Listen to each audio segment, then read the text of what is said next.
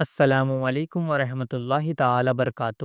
ہم آغاز کر رہے ہیں سورہ حامیم سجدہ، جس کو ہم سورہ فصلت بھی کہتے ہیں۔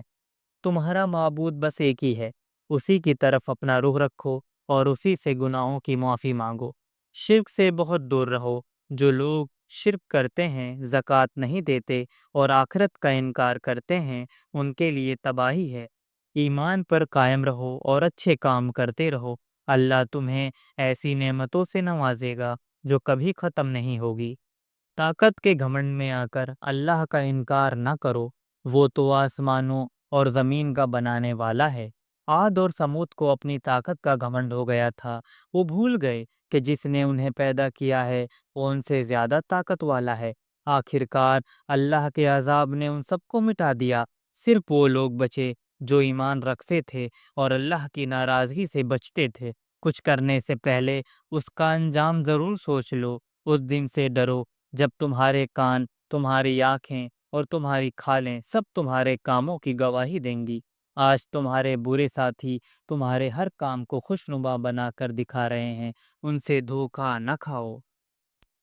کہو ہمارا رب اللہ ہے، اور پھر ثابت قدم رہو۔ تمہیں جنت کی خوشخبری دینے کے لیے آسمان سے فرشتے اتریں گے۔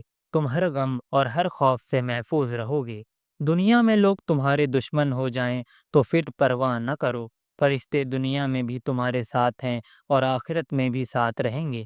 اللہ کی طرف بلاتے رہو، اچھے کام کرو اور رب کے فرما بردار رہو، یہی سب سے اچھی بات ہے۔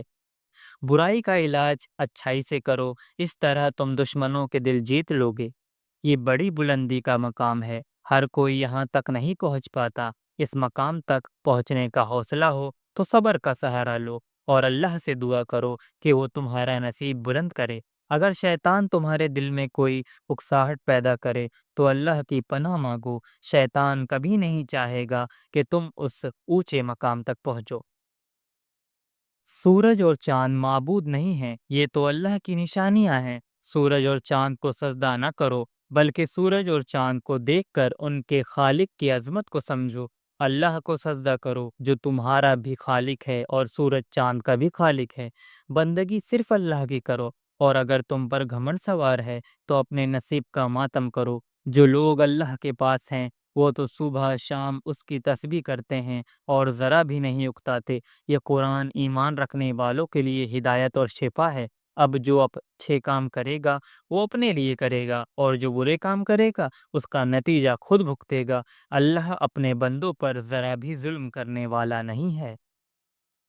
ہر حال میں اللہ کے شکر گزار ہو کر رہو۔ اللہ جس حال میں رکھے راضی اور مطمئن رہو۔ ناشکر انسانوں کا حال یہ ہوتا ہے کہ ہمیشہ خوشحالی چاہتے ہیں، اگر کبھی تنگی سے دو چار ہو جائیں تو مایوسی کا شکار ہو جاتے ہیں۔ اللہ خوشحالی سے نوازتا ہے تو سمجھتے ہیں کہ یہ ان کی پیدائشی حق تھا، پھر اس دھوکے میں رہتے ہیں کہ مرنے کے بعد اٹھائے گئے تو اس وقت بھی وہ خوشحال ہی رہیں گے۔ اللہ خوشحال کر دیتا ہے تو اس سے منہ موڑ لیتے ہیں، اور مصیبت آ جاتی ہے تو اس سے لمبی لمبی دعائیں کرنے لگتے ہیں۔